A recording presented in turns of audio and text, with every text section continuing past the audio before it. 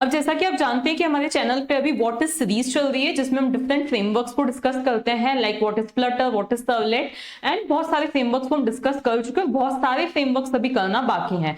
तो अभी previous video में हमने देखा था सर्वलेट क्या होता है, सर्वलेट किस तरह से वर्क करता है, मतलब एक सर्वलेट की अगर हमें एक एप्लीकेशन छोटा सा पेज बनाना हो, वेबसाइट बनानी हो, तो हमें किन किन चीजों की जरूरत होती है, और हमने एक इंटरएक्टिव रिस्पॉन्सिव वेब पेज बनाना भी सीखा था। ठीक है, तो आज की वीडियो में हम देखेंगे कि हम सर्वलेट का MySQL के साथ कनेक्शन किस तरह से कर सकते हैं, मतलब सर्वलेट और डेटाबेस कनेक्शन, JDBC कनेक्शन हम आज की वीडियो में देखेंगे। क्योंकि किसी भी प्रोजेक्ट के लिए, किसी भी वेब एप्लीकेशन के लिए बहुत ज्यादा जरूरी होता है डेटाबेस कनेक्शन, ताकि हम क्या कर सके, डेटा को परमानेंटली स्टोर कर सके और जब जरूरत है उनको रिट्राइव कर सके, देख सके।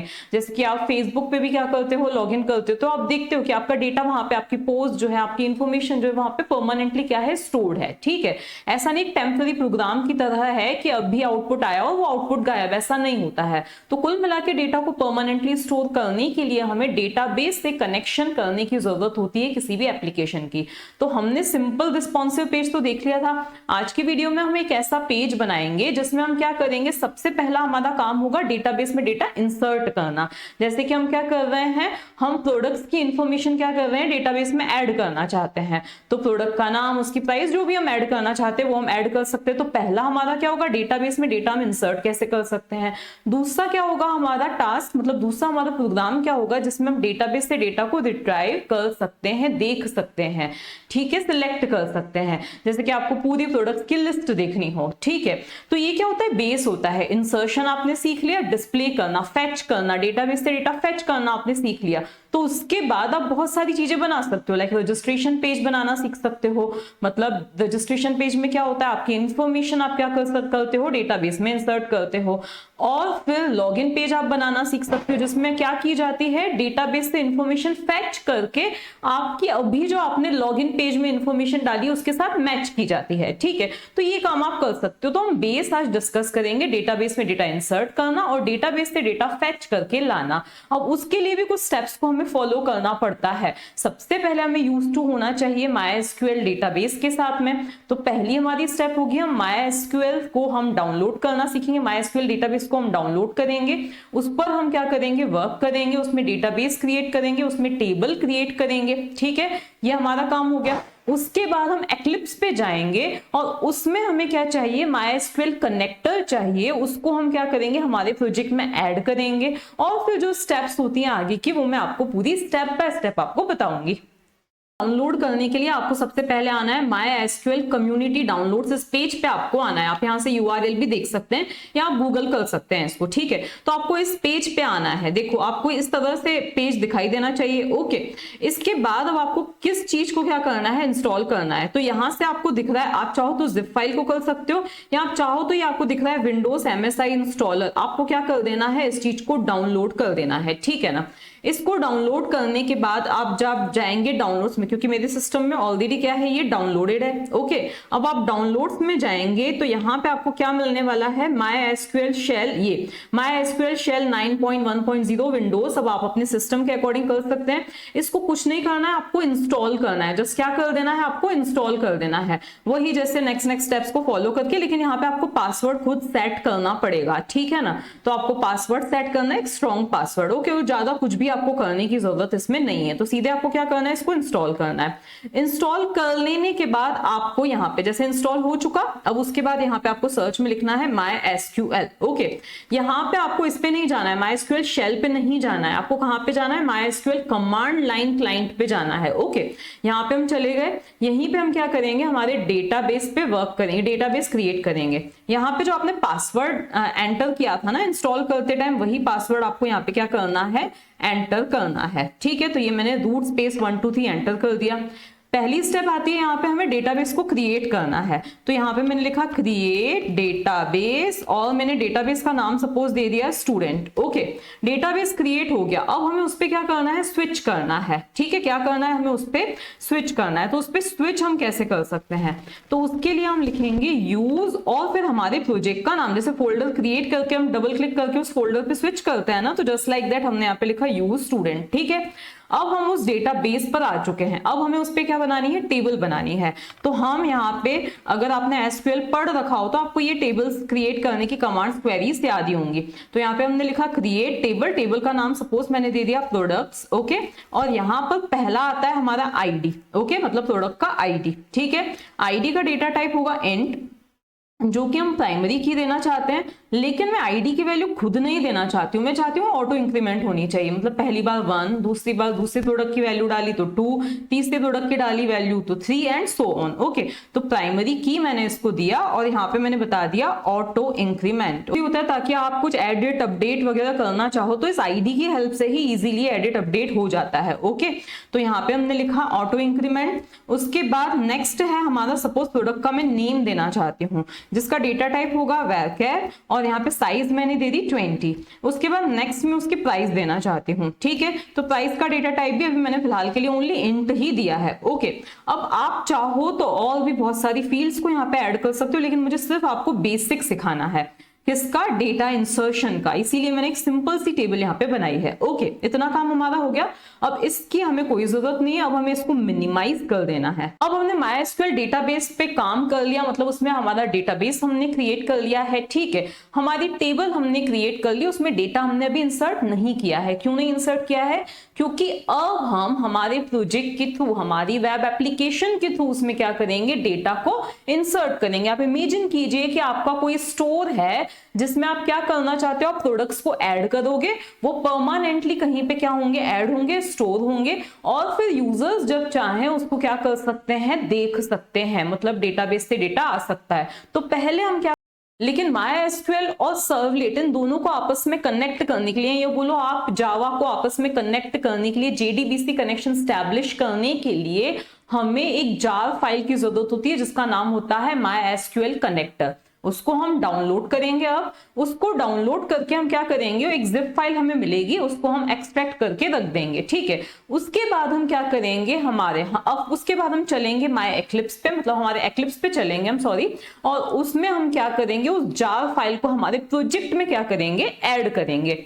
अब MySQL कनेक्टर को हम यहाँ पे क्या करेंगे, सर्च करेंगे, ठीक है। तो यहाँ पे हमने लिख दिया MySQL कनेक्टर, ओके 9, और इसको हमने सर्च किया, ठीक है। अब इसके बाद आप यहाँ पे आ जाएंगे, इसको क्लिक करेंगे, और ये कनेक्टर को क्या कर देना है, आपको यहाँ से अपने अकॉर्डिंग सिस्टम को चूज करके आपको क्या कर देना है, उस कनेक्टर को डाउनलोड कर देना है। अगेन डाउनलोड होने के बाद आपको डाउनलोड पे जाके उसको क्या कर देना है, एक्सट्रैक्ट कर देना है, ठीक है। तो यहाँ पे ये कनेक्टर है, ठीक है। अब हमें क्या कर देना है, इस लोकेशन पे जाना है। तो हम गए इस लोकेशन पे, इस लोकेशन पे हम चले गए, मतलब शो इन फोल्डर पे हमने क्लिक किया तो हम उस फोल्डर पे चले गए, और इसको आपको क्या कर देना है, एक्सट्रैक्ट कर देना है, ओके। कोई आपको जरूरत नहीं है लोकेशन वगैरह चेंज करने की, ठीक है। तो इसको हमने क्या कर दिया, यहाँ पे एक्सट्रैक्ट कर दिया। यहाँ पे 1 क्यों आ रहा है, क्योंकि मैं ऑलरेडी एक कर चुकी थी यहाँ पे, ठीक है ना। तो इसको हमने एक्सट्रैक्ट कर दिया। अब एक्सट्रैक्ट होने के बाद ये इस तरह से आपको फोल्डर मिल रहा है, और आपको जो इंटरेस्ट है वो किसके अंदर, किस में है, इस वाली फाइल में, इस जार फाइल में आपका क्या है, काम है, जिसको आप अभी प्रोजेक्ट में ऐड करोगे। अब हम चलते हैं Eclipse पे। तो आपको यहाँ से Eclipse को सर्च करके और Eclipse को क्या कर देना है, ओपन कर देना है। तो ये सारी चीजें तो मैंने आपको पहले ही बताई थी। एक नया प्रोजेक्ट हम क्रिएट करते हैं, तो हम गए फाइल पे, न्यू पे, और कहाँ पे जाएंगे हम, इसके बाद में डायनामिक वेब प्रोजेक्ट पे, इस पे हम चले गए। अब यहाँ पे थोड़ा सा टाइम ऑब्वियसली लगेगा। प्रोजेक्ट का नाम हम सपोज दे देते हैं प्रोडक्ट्स करके, ठीक है। तो यहाँ पे मैंने प्रोडक्ट्स, यहाँ जो आपको नाम देना सही लगे आप दे सकते हैं। तो प्रोजेक्ट का नाम मैंने दे दिया प्रोडक्ट्स, ओके। इसको मैं सीधे ही क्या कर देती हूँ, फिनिश कर देती हूँ। अगर आपको वेब XML इसमें ऐड करना हो तो आप नेक्स्ट करके web.xml ऐड कर सकते हैं। मैंने अभी फिनिश कर दिया, क्यों, क्योंकि मैं एनोटेशंस का यूज करने वाली हूँ, ठीक है। अब इसको भी थोड़ा सा टाइम लगेगा। तो ये हो गया हमारा प्रोजेक्ट क्रिएट, ओके। ये इस तरह से आपको क्या दिख रहा है, ये आपका प्रोजेक्ट यहाँ पे साइड में आपको दिख रहा है प्रोडक्ट्स करके, ठीक है। इसमें कुछ फोल्डर्स हैं। अब हमें देखो, पहले हमें यूजर इंटरफेस क्रिएट करना है, जैसे कि मैंने आपको पहले भी बताया था। लेकिन यूजर इंटरफेस क्रिएट करने से पहले एक और स्टेप, इंपॉर्टेंट स्टेप है। वो इंपॉर्टेंट स्टेप क्या है कि हमें जार फाइल को ऐड करना है। तो उसके लिए हम क्या करेंगे, जो अभी हमने जार फाइल को डाउनलोड किया था उसको हमें ऐड करना है। राइट क्लिक किया हमने, ठीक है। हम गए प्रॉपर्टीज पे, ध्यान से देखिएगा, स्टेप को मिस नहीं होनी चाहिए, क्योंकि इसकी वजह से कोई ऐसी एरर नहीं आने वाली है जो आपको देख के समझ में आ जाए अगर आपने किसी स्टेप को मिस किया। तो यहाँ पे आपको आना है कहां पे आना है आपको, जावा बिल्ड पाथ पे आना है, ठीक है। इसके बाद आपको यहाँ पे क्लास पाथ पे क्लिक करके यहाँ पे ऐड एक्सटर्नल जार्स पे क्लिक करना है और यहाँ पर आपके सामने देखो डाउनलोड्स में हम आए, देखो डाउनलोड्स में आपका ये MySQL कनेक्टर है जिसको हमने क्या किया था, एक्सट्रैक्ट किया था, और इस जार फाइल को आपको क्या कर देना है, ऐड कर देना है, ठीक है। तो यहाँ पे हमने ओपन किया। अब यहाँ पे मे बी कुछ प्रॉब्लम किसी किसी सिस्टम में आती है, क्लास नॉट फाउंड एरर, मतलब इतनी स्टेप इनफ नहीं होती है, तो उसके लिए आपको डेप्लॉयमेंट, वैसे तो इतनी स्टेप इनफ होनी चाहिए बट समटाइम्स एरर आती है क्लास नॉट फाउंड इसके बावजूद भी, तो आपको डेप्लॉयमेंट असेंबली पे जाना है, इसको पहले आप अप्लाई कर दीजिए, ठीक है। उसके बाद आपको यहाँ पे ऐड पे जाना है और यहाँ पे आपको जावा बिल्ड पाथ एंट्रीज पे जाके नेक्स्ट पे जाना है और ये जो कनेक्टर है ना इसको सिलेक्ट करके और फिनिश कर देना है, अगेन अप्लाई एंड क्लोज कर देना है, इतना आपको कर देना है, ठीक है। ये आपने कर दिया। अब आपको क्या करना है, अब आपको यूजर इंटरफेस क्रिएट करना है। यूजर इंटरफेस क्या, जिसमें प्रोडक्ट का नाम पूछा जाए, प्रोडक्ट की प्राइस पूछी जाए और हम जब ओके या ऐड पे क्लिक करें तो वो प्रोडक्ट कहाँ ऐड हो जाना चाहिए, डेटाबेस में। अब वो कोडिंग वगैरह तो हम बाद में देखेंगे, पहले इस तरह का यूजर इंटरफेस हम क्रिएट करें। तो यूजर इंटरफेस क्रिएट करने के लिए हम यहाँ पे राइट क्लिक करेंगे और यहाँ पे हम न्यू पे जाके कहाँ पे जाएंगे, हम हमारे JSP फाइल पे जाएंगे। JSP फाइल का यहाँ पे सपोज मैंने नाम दे दिया है ऐड प्रोडक्ट्स। क्या नाम दे दिया है मैंने, ऐड प्रोडक्ट्स नाम दे दिया है, तो ऐड और फिर प्रोडक्ट्स मैंने इसका नाम दे दिया। यहाँ पे आपको कुछ नहीं करना है, यहाँ पे सिंपल सी जैसे आप HTML का यूज करके एक फॉर्म डिजाइन करते हो वैसे ही एक फॉर्म डिजाइन करना है। इसके लिए ज्यादा टाइम ना वेस्ट करके मैंने फटाफट से इसको लिख दिया है। ये है टेक्स्ट बॉक्स, देखिए मैंने कोई लेबल का यूज नहीं किया है, कुछ भी ज्यादा यूज, डिजाइन पे बिल्कुल भी फोकस नहीं किया है मैंने, यहाँ पे टाइम नहीं वेस्ट किया है। तो आप लोग अपने हिसाब से जितना आपको सजाना है इसको आप इसको सजा सकते हो, ठीक है ना। तो यहाँ पे सिंपल एक टेक्स्ट बॉक्स है जिसमें आप नाम एंटर करोगे और एक और टेक्स्ट बॉक्स है जिसमें आप प्राइस एंटर करोगे और ओके बटन है जिसपे जो कि जिसका टाइप क्या है, सबमिट है, मतलब जिसपे हम क्लिक करेंगे तो फॉर्म सबमिट हो जाएगा। फॉर्म के सबमिट होने पर जो एक्शन परफॉर्म होगा वो होगा ऐड प्रोडक्ट, मतलब ऐड प्रोडक्ट नाम का हमारा सर्वलेट क्या होगा, एक्शन में आ जाएगा, ठीक है। तो उसके लिए हमें ऐसा सर्वलेट भी बनाना पड़ेगा। अब इस सर्वलेट में ना डेटाबेस से कनेक्शन की कुछ चीजें हैं, लेकिन हमारे प्रोजेक्ट में बहुत सारी ऐसी चीजें, ऐसे फॉर्म्स हो सकते हैं जिसमें डेटाबेस से कनेक्शन की जरूरत हो, तो बार बार हम डेटाबेस का नाम बताएं, उसका पासवर्ड बताएं, ये सारी चीजें करें। इससे बेटर है कि हम एक क्लास बना के रख लें जिसको जब जरूरत हो हम कॉल करें, मतलब वो क्लास क्या होगी, जो डेटाबेस को इनिशियलाइज करेगी, ठीक है। अब उस क्लास के में जब जब जरूरत होगी हम उसको क्या कर लेंगे, कॉल कर लेंगे, ओके। तो पहले हमें क्या बनानी है, एक क्लास क्रिएट करनी है जो डेटाबेस को क्या करे, इनिशियलाइज करे, मतलब डेटाबेस को इनिशियलाइज करके डेटाबेस से कनेक्शन स्टैब्लिश करके हमें कनेक्शन स्ट्रिंग वो रिटर्न करेगी। तो यहाँ पे हम कहाँ चले जाएंगे, क्लास पे चले जाएंगे। क्लास का नाम देखो, बेटर है कि क्लास को आप किसी एक पैकेज के अंदर रखो, ओके। तो यहाँ पे प्रोडक्ट्स करके आ रहा है, लेकिन मैं अपना चाहूँ तो भी पैकेज बना सकती हूँ, यहाँ ठीक है, इट्स अप टू यू। चलो यहाँ पे प्रोडक्ट्स करके लिखा हुआ आ रहा है, इट्स ओके, प्रोडक्ट्स पैकेज में यहाँ पे ये ऐड होगी। यहाँ पे मैंने इसका नाम क्या दे दिया है, क्लास का सपोज DBase दे दिया है, DBASE फॉर डेटाबेस, ठीक है। और इसको मैंने कर दिया फिनिश, ठीक है। अब इसके अंदर ना हमें एक मेथड देना है, ओके। तो यहाँ DBase क्लास में हमें एक इनिशियलाइज डेटाबेस करके फंक्शन बनाना है, आप नाम चेंज कर सकते हो, ऐसा कोई रूल नहीं है, जो कि क्या करेगा, कनेक्शन स्ट्रिंग को रिटर्न करेगा। लेकिन उसके पहले हमें एक पैकेज को क्या करवाना पड़ेगा, एक पैकेज क्लास को हमें इंपोर्ट करवाना पड़ेगा। तो इंपोर्ट java.sql.connection, ठीक है, इसको हमें क्या करवा देना है, इंपोर्ट करवा देना है। अब यहाँ पे हम आते हैं, यहाँ पर हमें फंक्शन बनाना है, यहाँ पे हमने दिया पब्लिक, और अगर आप इसको स्टैटिक देते हो तो आप विदाउट क्रिएटिंग ऑब्जेक्ट इस क्लास नेम से इसको कॉल कर सकते हो, लेकिन मैं इसको स्टैटिक नहीं दे रही हूँ।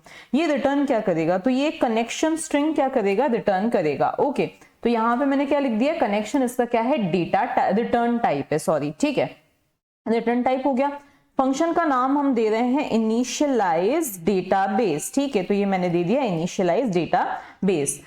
अब ये जो है एक्सेप्शन थ्रो कर सकता है, कौन कौन से एक्सेप्शन थ्रो कर सकता है, तो यहाँ पे मैंने यहाँ पे लिख दिया है थ्रोस, कौन कौन से, एक तो SQL एक्सेप्शन, ठीक है, और दूसरा एक्सेप्शन है क्लास नॉट फाउंड एक्सेप्शन। तो यहाँ पे मैंने लिख दिया है SQL एक्सेप्शन, आप कंट्रोल स्पेस प्रेस करेंगे आपको हेल्प मिल जाएगी, ओके। तो एक है हमारा SQL एक्सेप्शन और दूसरा है हमारा क्लास नॉट फाउंड एक्सेप्शन। तो यहाँ पे लिख दिया मैंने क्लास नॉट फाउंड एक्सेप्शन, ठीक है। अब होती है हमारी इस फंक्शन की बॉडी स्टार्ट। इस बॉडी में हमें क्या लिखना है, तो इस बॉडी के अंदर हमें कुछ चीजें प्रोवाइड करनी पड़ेंगी। वो चीजें मैं आपको बता रही हूँ। सबसे पहला है डेटाबेस ड्राइवर। तो यहाँ पे com.mysql JDBC जावा डेटाबेस कनेक्टिविटी ड्राइवर हमें क्या करना है, पहला ये हमारा डेटाबेस का ड्राइवर। ये नाम आप ये ही दो, ऐसा कोई रूल नहीं है, आप अपने हिसाब से नाम चेंज कर सकते हो। ये है हमारा डेटाबेस का URL, ये है MySQL का क्या है, हमारा ये URL है। पोर्ट नंबर है 3306 और डेटाबेस का जो नाम है वो क्या है, मतलब आप ये समझ लीजिए पूरा उस डेटाबेस का एड्रेस है जहां पे वो रन होती है हमारी डेटाबेस की फाइल। ठीक है, तो यहाँ पे मतलब MySQL का डेटाबेस जहां पे रन होगा उसका क्या है, ये URL है। ओके, देखो ऑनेस्टली स्पीकिंग ये सारी चीजें लर्न करने की इतनी ज्यादा जरूरत नहीं होती है आपको। ओके, अब हम आगे आते हैं डेटाबेस का यूजर नेम, तो वो है रूट। आई अज्यूम कि आपके डेटाबेस का नाम भी क्या है, रूट ही है। डेटाबेस का पासवर्ड क्या है, रूट स्पेस 123 है। आपने जो भी सेट किया हो आपको वही यहाँ पे प्रोवाइड करना है। इसके बाद हमने लिखा है यहाँ पे class dot full name dB driver. यहाँ पे क्या दिया है, डीबी ड्राइवर। ये जो डीबी ड्राइवर दिया ना वही यहाँ पे आपको देना है। ये क्लास डॉट फुल नेम क्या करता है, रन टाइम क्लास को लोड करता है। मतलब इस फंक्शन की वजह से हमारा जो JVM है, जावा वर्चुअल मशीन है, वो इस ड्राइवर को इसको क्या करेगा, लोड करेगा मेन मेमोरी के अंदर। ओके, इसके बाद नेक्स्ट लाइन हमारी आती है, अब हमें कनेक्शन स्ट्रिंग क्रिएट करनी है। ये सारे पैरामीटर्स हमारे पास अवेलेबल हैं इसलिए। तो अब हमने यहाँ पे लिखा कनेक्शन। ठीक है, कनेक्शन का हमने यहाँ पे नाम दे दिया है con is equals to driver manager. तो यहाँ पे मुझे लिख देना है ड्राइवर मैनेजर। देखिए आपको हेल्प मिल जाएगी कंट्रोल स्पेस प्रेस करने पर। डॉट गेट कनेक्शन, तो यहाँ हमने लिख दिया डॉट गेट कनेक्शन। अब हमें ना ये पैरामीटर्स को पास करना है। सबसे पहला पैरामीटर है हमारा डेटाबेस का URL। ओके, देखिए ये वाला जो DB URL है वो हमने यहाँ से दे दिया है। ओके, इसके बाद में नेक्स्ट आता है हमारा DB यूजर नेम। तो यहाँ पे हम दे देंगे DB user name, sorry user name. ठीक है, तो ये DB यूजर नेम। उसके बाद नेक्स्ट जो पैरामीटर हमें पास करना है वो है हमारा DB पासवर्ड। तो यहाँ पे मैंने दे दिया DB पासवर्ड। ठीक है, ये तीन चीजें हमें यहाँ से क्या करनी है, पास करनी है। और लास्ट में ये सेमीकोलन लगा दिए। ये कनेक्शन स्ट्रिंग क्या हो गई है, हमारी क्रिएट हो गई है। इसी को हमें क्या करवाना है, रिटर्न करवाना है। तो ये रिटर्न कौन। ठीक है, ये सिर्फ हमने क्लास में एक फंक्शन को डिफाइन किया है। अब जब जरूरत होगी हम इसको क्या करेंगे, कॉल करेंगे। इसको हम सेव करके छोड़ देते हैं। आगे बढ़ते हैं हम अब हमें सर्वलेट क्रिएट करना है। देखो हमने क्या बताया था, action is equals to add product. तो यहाँ पर हम कोई वैसे भी मैपिंग वगैरह नहीं कर रहे हैं। प्रीवियस वीडियो में मैंने आपको दोनों तरीके बताए थे, मैपिंग एंड विदाउट मैपिंग। यहाँ पे हम न्यू पे गए। न्यू पे जाने के बाद हम कहाँ पे जाएंगे, सर्वलेट पे जाएंगे। सर्वलेट का नाम हम दे देते हैं ऐड प्रोडक्ट। तो यहाँ पे दे दिया मैंने ऐड प्रोडक्ट। ठीक है, अब इसके बाद में हमने इसको फिनिश किया। अब हमारा ये सर्वलेट बना है, इसमें हमें अब कुछ कोड लिखना है। ठीक है, देखो अभी तक ये सिर्फ क्या है, यूजर इंटरफेस है। इस पे अगर हम क्लिक करेंगे तो कोई एक्शन परफॉर्म होने वाला है नहीं। अब हमने क्या बताया, action is equals to add product. मतलब जैसे ही इस पे क्लिक किया जाए तो ऐड प्रोडक्ट नाम का सर्वलेट क्या होना चाहिए, लोड होना चाहिए। ठीक है, अभी सर्वलेट के कंटेक्स्ट में इसका यही मीनिंग है। अब हम इसको क्या करेंगे, कंप्लीट करेंगे। तो यहाँ पे ये मैंने प्रीवियस वीडियो में बताया था, एक आपके पास है डू गेट, एक है आपका डू पोस्ट। अब क्योंकि मैंने method is equals to post लिखा है तो हम जो भी काम करेंगे इस डू पोस्ट में करेंगे और इसको हम कमेंट कर देते क्योंकि इसकी जरूरत हमें नहीं है। ठीक है, अब हमें कुछ कोड लिखनी है। आप यहाँ पे देख सकते हो कि आपके दो टेक्स्ट बॉक्सेस हैं। पहले का नाम है P name that is product name, दूसरे का नाम है प्राइस। तो इन दोनों की वैल्यू को हमें ना गेट करना है। तो अब हम यहाँ पे आ जाते हैं हमारे सर्वलेट पे। पहला क्या है, हमारा प्रोडक्ट का नाम। तो यहाँ पे मैंने दे दिया, सपोज मैं PROD दे देती हूँ। मैं चाहती तो पी नेम दे सकती थी, लेकिन आपको कंफ्यूजन हो जाएगा, आपको लगेगा शायद जो नाम हमने वहां दिया है ना वही नाम हमें यहाँ देना पड़ेगा। तो ऐसा कोई रूल नहीं है। अब यहाँ पे हम लिखेंगे रिस्पॉन्स डॉट गेट पैरामीटर। देखो ये रिस्पॉन्स है, HTTP सर्वलेट रिस्पॉन्स, और ये रिक्वेस्ट आएगा यहाँ पे। तो यहाँ पे आएगा रिक्वेस्ट, क्योंकि एज अ रिक्वेस्ट हमारे पास प्रोडक्ट का नाम आया है। ठीक है, तो रिक्वेस्ट डॉट गेट पैरामीटर। तो यहां हमने लिखा गेट पैरामीटर। अब पैरामीटर में क्या है, हमारा पी नेम है। तो यहाँ पे मैंने दे दिया पी नेम। ठीक है, और इसको डबल कोट्स की एंडिंग यहाँ पे सेमीकोलन लगा दिया। पहला पैरामीटर हमारे पास आ चुका है। दूसरा जो हमारा पैरामीटर है, यहाँ पे क्यों वार्निंग आ रही है, the value local is not used. हाँ ठीक है, यूज कर लेंगे हम उसको। अब दूसरा हमारा पैरामीटर क्या है, प्राइस है, जो कि इंटीजर टाइप की हम एक्सपेक्ट कर रहे हैं। तो तो यहाँ पे मैंने लिखा int price is equals to request dot get parameter, तो यहाँ पे लिख दिया मैंने गेट पैरामीटर, और क्या पैरामीटर का नाम था हमारा, प्राइस था, तो यहाँ पे मैंने डबल कोट्स में दे दिया है प्राइस, PRICE यही नाम था इसका। लेकिन प्रॉब्लम यहाँ पे ये आएगी कि ये क्या है, स्ट्रिंग है, और ये क्या है, इंटीजर है। तो यहाँ पे ना हमें लिखना है इंटीजर डॉट पारसेंट, तो ये इंटीजर का आई शुड बी कैपिटल, ठीक है ना। तो यहाँ पे मैंने लिखा इंटीजर डॉट पारसेंट मुझे लिखना है, ठीक है, जो कि क्या करेगा, एक स्ट्रिंग को किस में कन्वर्ट करता है, इंटीजर में कन्वर्ट करता है, ठीक है। तो यहाँ पे हम इसको हटा देते हैं, और ये इसको हमने यहाँ से ये हटा दिया, ठीक है। तो अब ये जो स्ट्रिंग है इसको इंटीजर में कन्वर्ट करके किसमें स्टोर कर दिया जाएगा, इसमें यहाँ पे कुछ मिस्टेक हो गई है, यहाँ पे रिक्वेस्ट भी गलती से हट गया है, तो यहाँ पे रिक्वेस्ट डॉट, ये क्या हो रहा है, ये मेरा एरो की सही से नॉट वर्किंग, तो यहाँ पे हम लिखेंगे, यहाँ पे हमें लिखना है रिक्वेस्ट डॉट गेट पैरामीटर, ठीक है। अब ये दोनों चीजें आ गई हैं, अब हमें डेटाबेस में इसको इंसर्ट करना है। तो अब वापस से ये सब कनेक्शन स्ट्रिंग वगैरह लिखने से अच्छा है जो अभी अभी हमने क्लास में फंक्शन डिफाइन किया था उसी को हम कॉल कर लें। तो हमने उस डीबेस क्लास का ऑब्जेक्ट बनाया, कौन सी क्लास का ऑब्जेक्ट बनाया, डीबेस क्लास का हमें ऑब्जेक्ट बनाना है, जिसका नाम मैंने दे दिया db is equals to new और फिर डीबेस, ठीक है। तो उस क्लास का हम क्या कर रहे हैं, यहाँ पे ऑब्जेक्ट क्रिएट कर दें ताकि हम उस फंक्शन को कॉल कर सके। हमें यहाँ पे देना है कनेक्शन, जो कि क्या करेगा, कनेक्शन स्ट्रिंग को अपने अंदर लेगा, ठीक है। कैसे लेगा अभी रुक जाओ, तो लेकिन उसके पहले ना हमें कुछ चीजों को अगेन यहाँ पे इंपोर्ट करवाना पड़ेगा। तो यहाँ पे हमने लिखा इंपोर्ट और फिर जावा डॉट एसक्यूएल डॉट, आप चाहो तो स्टार लिख दो। यहाँ फिर हमें सिर्फ दो ही क्लासेस से मतलब है, दो ही मेथड से मतलब है, इसीलिए हम क्या करने वाले हैं, सब कुछ यहाँ पे इंपोर्ट ना करवा के हम क्या कर रहे हैं, यहाँ पे एसक्यूएल डॉट प्रिपेयर, इन दो ही क्लासेस को क्या करवा रहे हैं, इंपोर्ट करवा रहे हैं, ठीक है। अब इन दोनों की अभी जरूरत पड़ने वाली है, तो यहाँ पे अब हम क्या लिखेंगे, कनेक्शन। तो यहाँ पे हमने लिखा अगेन कनेक्शन, ठीक है, और इसका नाम भी मैंने दे दिया con is equals to DB dot initialize database, ठीक है। तो अब क्या होगी हमारी, ये जो हमने इनिशियलाइज डेटाबेस मेथड को कॉल किया था, मतलब डिफाइन किया था, वो क्या हो जाएगा, कॉल हो जाएगा, और वो हमें क्या कर देगा, कनेक्शन स्ट्रिंग रिटर्न करके, और फिर वो कॉन के अंदर स्टोर हो जाएगी।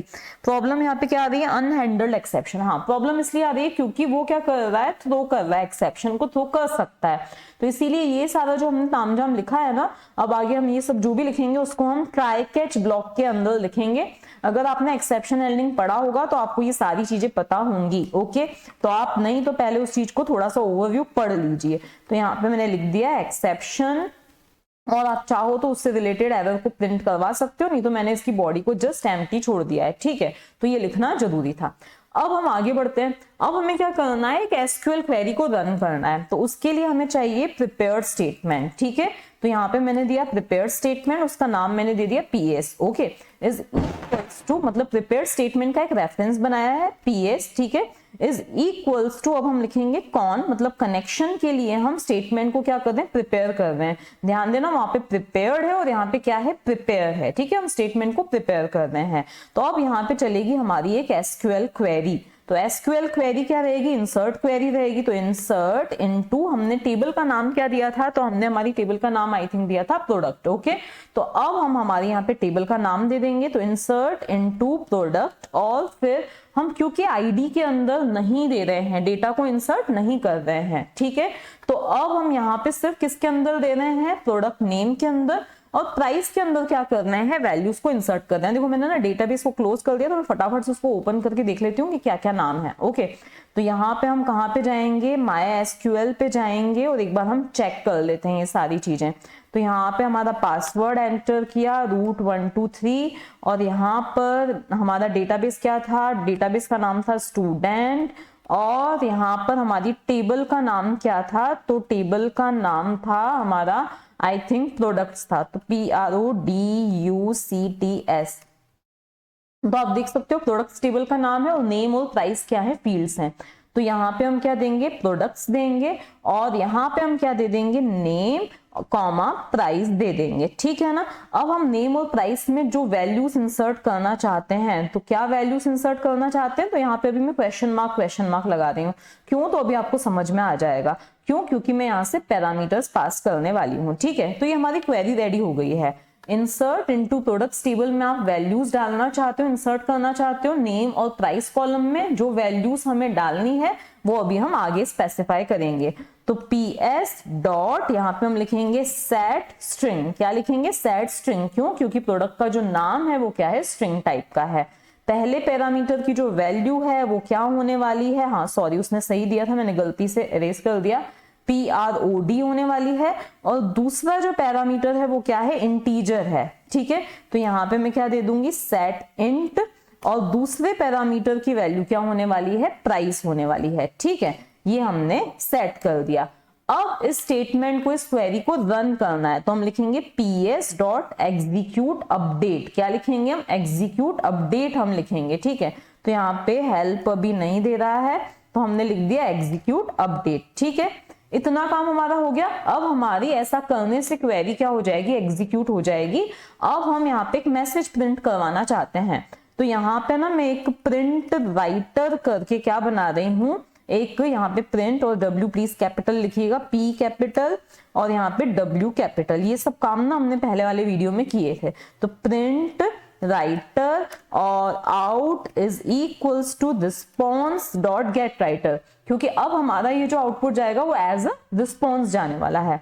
तो रिस्पॉन्स डॉट गेट राइटर हम यहाँ पे लिखेंगे। ठीक है, तो ये हमने लिख दिया यहाँ पे गेट राइटर। ठीक है, अब हमें क्या करवाना है? सिंपली इसको प्रिंट करवाना है। तो आउट डॉट प्रिंट और यहाँ पे हम डन करके एक मैसेज प्रिंट करवा रहे हैं। ठीक है, अभी आप सिर्फ ये सब चीजें सीख रहे हो अभी, इसलिए छोटे छोटे से मैसेजेस हैं, कोई डिजाइन वगैरह कुछ भी हमने ज्यादा तामझाम इसमें नहीं किया है। आप जो जो चाहो इसमें सजा दजा के जो करना चाहे आप कर सकते हो। ठीक है ना, अब हमने इसको सेव कर दिया, दोनों पेजेस सेव्ड है, हमारे डिजाइन भी सेव्ड है, डीबेस भी सेव्ड है। अब हमें सिंपली इसको क्या करना है? रन करना है। ठीक है ना, तो अब हम वेब ऐप पे आए और कौन से इसको रन करें? हमें इसको क्या कर देना है? अब हम इसको रन करके देखते हैं। तो यहाँ पे पहले मुझे क्या नाम देना था? नाम देना था प्रोडक्ट का, तो मैंने लैपटॉप दे दिया। देखो मे बी फर्स्ट टाइम हम कर रहे हैं, इसमें कोई आपको एरर भी आए। ठीक है, और हमने क्या किया? ओके पे क्लिक किया। ठीक है, ओके पे आप देख सकते हो डन करके मैसेज आ रहा है। ठीक है, ये डन तभी आया होगा ना जब ये पूरा कोड सक्सेसफुली रन हो चुका होगा,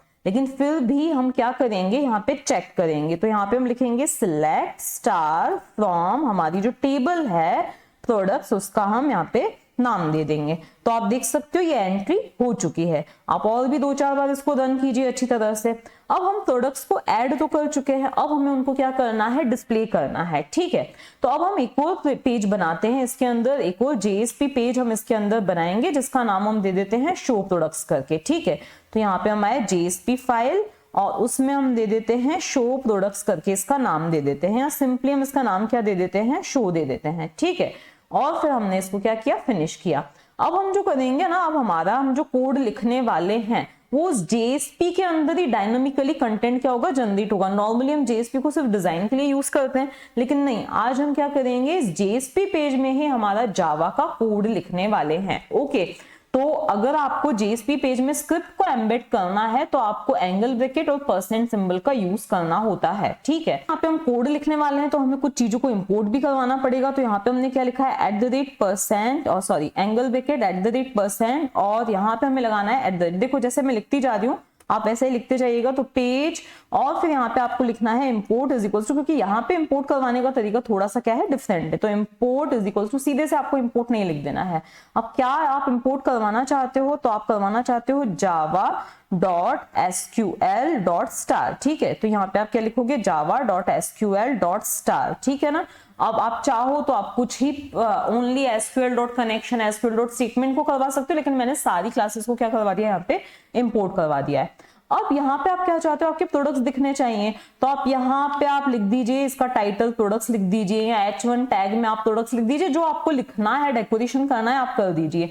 बॉडी टैग में ना हम टेबुलर फॉर्म में क्या चाहते हैं? हमारे प्रोडक्ट्स दिखने चाहिए, तो पहले मैंने टेबल टैग का यहाँ पे यूज किया है। ठीक है, और यहाँ पे ना मैं हेडिंग दे देती हूँ, तो उसके लिए मैंने TH टैग का यूज किया है। TH टैग में सबसे पहले मेरे क्या आएगा? प्रोडक्ट का नाम आएगा। ओके, तो यहाँ पे मैंने लिख दिया है प्रोडक्ट। ओके, और फिर इस TH टैग की एंडिंग, फिर मैंने यहाँ पे वापस से TH टैग दिया है फॉर हेडर, और यहाँ पर मेरा क्या आएगी, उस प्रोडक्ट की प्राइस आएगी। ठीक है, कोई आईडी हमें डिस्प्ले करवाने की जरूरत नहीं है। ठीक है, इसके बाद में हमारा क्या होने वाला है, तो यहाँ पे हमें ना टीआर टैग दे देना चाहिए था, तो यहाँ पे मैंने दे दिया टीआर, और यहाँ पे मुझे इस टीआर की क्या कर देनी है, एंडिंग कर देनी है। ठीक है, अब जैसे जैसे, अब क्योंकि मुझे नहीं पता कि उसमें कितनी रोज हैं, ओके, तो रोज क्या होंगी, हमारी डायनामिकली जनरेट होती जाएंगी। ठीक है, तो अब हमें यहाँ पे क्या करना है, टेबल टैग के अंदर ही अब हमें ना हमारी स्क्रिप्ट को क्या करना है, एम्बेड करना है। ओके, तो यहाँ पर हम आते हैं, यहाँ पर हमारी स्क्रिप्ट लिखना हमें शुरू करनी है, तो हम वापस लगाएंगे एंगल ब्रैकेट और परसेंट सिंबल का हम यूज करेंगे।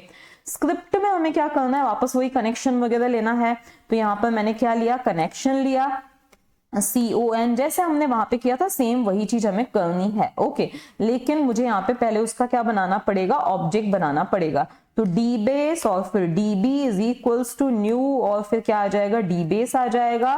बिल्कुल वैसा की वैसा काम करना है जो हमने पहले किया था। ठीक है, इसके बाद con is equals to db dot initialize database, लेकिन हमें क्या चाहिए, स्टेटमेंट चाहिए, तो हम प्रिपेयर्ड स्टेटमेंट भी ले सकते हैं। यहाँ पे हमने क्या लिया, सिंपल स्टेटमेंट लिया है और उसका नाम दे दिया है st इज इक्वल्स टू, अभी हमने क्या दिया है, नल दिया है। ठीक है, अभी आगे जाके हमें कोड को कंप्लीट करना है। अब नेक्स्ट हमें यहाँ पे एक रिजल्ट सेट लेना है। रिजल्ट सेट क्या होता है, एक तरह से आप समझ लीजिए, यहाँ पे हम टेम्पररी एक एरिया ले रहे हैं, टेम्पररी हम एक टेबल बना रहे हैं जिसके अंदर क्या आएगा, हमारा रिजल्ट बफर होके आएगा। ठीक है, तो यहाँ पे हमने क्या ले लिया, रिजल्ट सेट ले लिया है और उसको भी अभी नल सेट कर दिया है। ठीक है ना, उसको भी अभी नल सेट कर दिया हमने। अब हमें अगली लाइन क्या करनी है, तो अब हमें ना स्टेटमेंट को क्रिएट करना है। तो यहाँ पे मैंने लिखा st is equals to con, मतलब हमारे कनेक्शन के लिए हम क्या करना चाहते हैं, स्टेटमेंट को क्रिएट करना चाहते हैं। अब हमारी हम क्वेरी लिखते हैं, तो सपोज हमारी क्वेरी है, यहाँ पे मैंने लिख दिया है स्ट्रिंग, एक हमारी हमने क्वेरी दे दी है, तो उस क्वेरी का नाम सपोज मैंने SQL दे दिया है, इज इक्वल्स टू, हमें क्या करना है, सिलेक्ट स्टेटमेंट लगाना है। तो सिलेक्ट स्टार फ्रॉम, टेबल का नाम क्या था, प्रोडक्ट्स था, तो यहाँ पे हमने प्रोडक्ट्स दे दिया है और इसकी यहाँ पे हमने एंडिंग कर दी है। ठीक है, लेकिन अब क्वेरी एग्जैक्टली अभी रन नहीं हुई, सिर्फ क्रिएट हुई है। क्वेरी रन कैसे होगी, तो क्वेरी, तो ये एग्जीक्यूट कब होगी, तो यहाँ पे हम लिखेंगे rs इज इक्वल्स टू, हमारा जो स्टेटमेंट था डॉट एग्जीक्यूट क्वेरी, तो यहाँ पे हमें लिखना है एग्जीक्यूट, और पहले हमने एग्जीक्यूट अपडेट लिखा था ना, अभी हमें क्या लिखना है, एग्जीक्यूट क्वेरी लिखना है, एग्जीक्यूट क्वेरी। और ये जो भी अभी हमने SQL स्टेटमेंट क्रिएट किया है उसको हमें पास करना पड़ेगा। ठीक है, इतना काम हमारा हो गया। अभी क्या प्रॉब्लम आ रही है इसमें, type mismatch, can not convert from result set to result set, I think इसका S कैपिटल आएगा इसीलिए। ठीक है, तो अब सही हो चुका है हमारा। इसके बाद अब क्वेरी तो एग्जीक्यूट हो गई, RS के अंदर हमारा क्या है, रिजल्ट है पूरा, जितनी भी रोज हैं सारी हैं। ठीक है, अब हमें नहीं पता उसमें कितनी रोज हैं, तो अब हमें क्या लगाना पड़ेगा, एक लूप लगाना पड़ेगा। तो यहाँ पे हम लिखेंगे while, और यहाँ पे हम लिख देंगे rs डॉट नेक्स्ट, मतलब जब तक उसमें रोज हमें मिल रही हैं तब तक ये लूप क्या करेगा, चलेगा। ठीक है, जब तक उसमें रोज हैं। ओके, अब हमें यहाँ पर क्या करनी है, हमारी उतनी ही टेबल हमने यहाँ क्रिएट कर दिए, उतनी ही डायनामिकली क्या करनी पड़ेगी, रोज को क्रिएट करना पड़ेगा। लेकिन पहले अब हमने यहाँ पे स्क्रिप्ट को एंड करना है। क्यों, क्योंकि टीआर टैग जो है वो स्क्रिप्ट के अंदर वर्क नहीं करेगा, तो इसकी मैंने क्या कर दी, एंडिंग कर दी। अब यहाँ पर मुझे क्या करना है, टीआर टैग, यहाँ पे क्या चलेगा मेरा, ये टीआर टैग होगा। ओके, उसमें टीडी टैग होगा, तो यहाँ पे मैंने लिख दिया टीडी टैग। ओके, अब उस टेबल के अंदर मेरा डेटा कहां से आएगा, तो यहाँ पे अगेन मेरी स्क्रिप्ट स्टार्ट होती है, तो वो डेटा मेरा कहां से आएगा, देखो rs dot get parameter, gate string आएगा। क्या आएगा, गेट स्ट्रिंग, क्यों, क्योंकि प्रोडक्ट का नाम क्या है, स्ट्रिंग है। तो यहाँ पे मैंने क्या दे दिया है, नेम दे दिया है। ठीक है, और फिर यहाँ पर ये इतना इनफ है। ओके, यहाँ पे rs भी बिल्कुल ठीक है, multiple annotations found it this line, इसको हम बाद में चेक करते क्या प्रॉब्लम है। या फिर हमें एक काम कर लेना चाहिए था, ये जो है ना एक नेम नाम के वेरिएबल के अंदर हम क्या ले लेते हैं, इस चीज को ले लेते हैं। तो इस चीज को हमने क्या लिया है, नेम नाम के वेरिएबल के अंदर हम ले लेंगे।